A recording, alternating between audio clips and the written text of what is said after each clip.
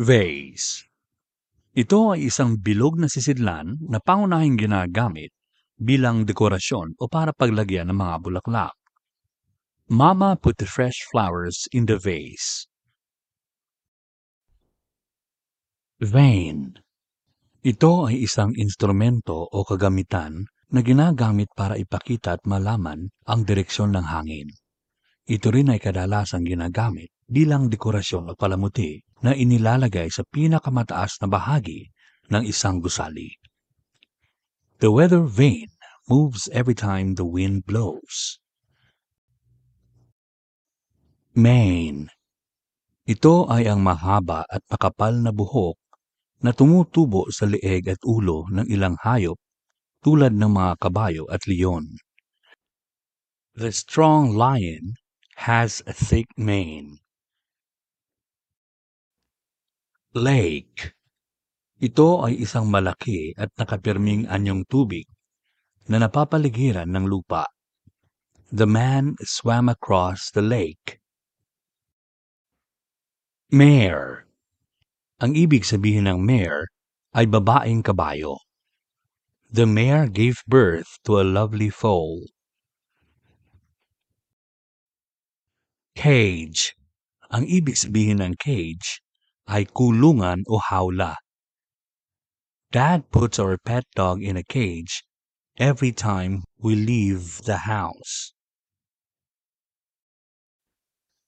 Rake. Ang rake o kalaykay ay isang kasangkapan sa paghahalaman na may mahabang hawakan at nakahilerang mahahaba at matutulis na bakal na parang mga ngipin. The farmer uses a rake to gather dry leaves. Chase. Ang ibig sabihin ng chase ay tugisin o habulin. The angry rooster chased the boy. Cave. Ang ibig sabihin ng cave ay yungib o kuweba. In the past, people used to live in huge caves. Cape. Ang ibig sabihin ng cape ay kapa o balabal. Superman wears a red cape. Wave. Ang salitang wave ay may dalawang kahulugan. Una, ang ibig sabihin ng wave ay alon. Pangalawa, ang ibig sabihin ng wave ay pagkaway ng kamay.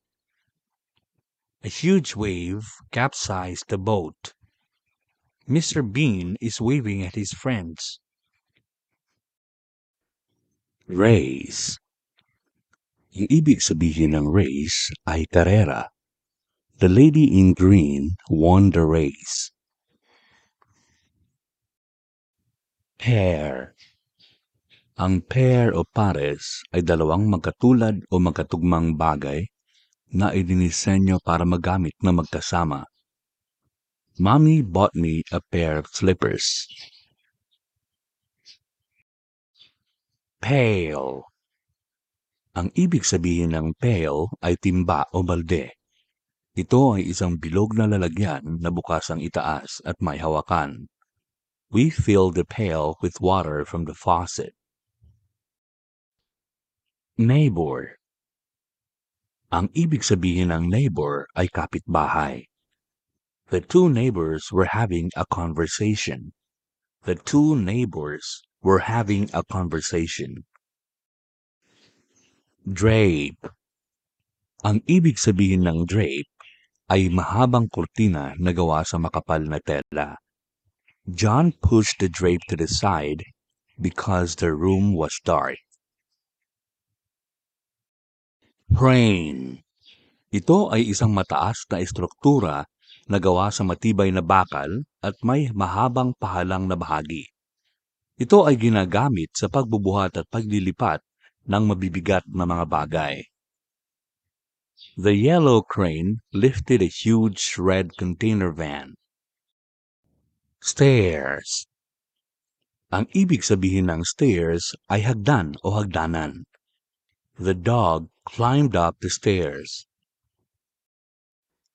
Grave. Ang ibig sabihin ng grave ay libingan o puntod. Sam visited her mother's grave on her birthday. Scrape.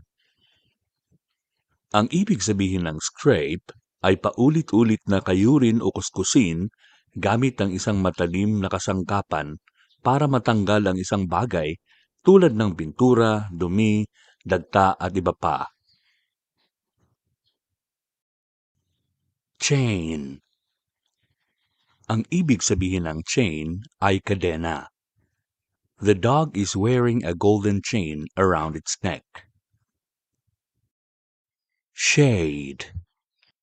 Ang ibig sabihin ng shade o lilim ay bahagyang dilim na dulot ng isang bagay na humaharang sa direktang liwanag ng araw. The lady is reading a book in the shade. Shake. Ang ibig sabihin ng shake ay ugain, kalugin, yugyugin o yanigin. The man is shaking the bottle. Nail. Ang ibig sabihin ng nail ay kuko o pako. The man hammered the nails. Jail. Ang ibig sabihin ng jail ay kulungan o bilangguan. The cops put the thief in jail after he was caught stealing a bike. Bait. Ang ibig sabihin ng bait ay pain. The yellow fish was caught when it bit the bait. Stake. Ito ay isang matibay na patpat na gawa sa kahoy o bakal na may matulis na dulo. The man is hammering the stake into the soil. Stain. Ang ibig sabihin ng stain ay mansa, dungis o marka. Mommy bleached the white shirts to remove the stain. Graze. Ang ibig sabihin ng graze ay ang pagkain ng damo ng mga hayop tulad ng kabayo, baka, kalabaw at iba pa. The cows are grazing quietly in the meadow. Stray. Stray. Ang ibig sabihin ng stray ay isang alagang hayop na pagala-gala sa lansangan, naliligaw, nawawala o walang tahanan. The cat is foraging the trash bins for food.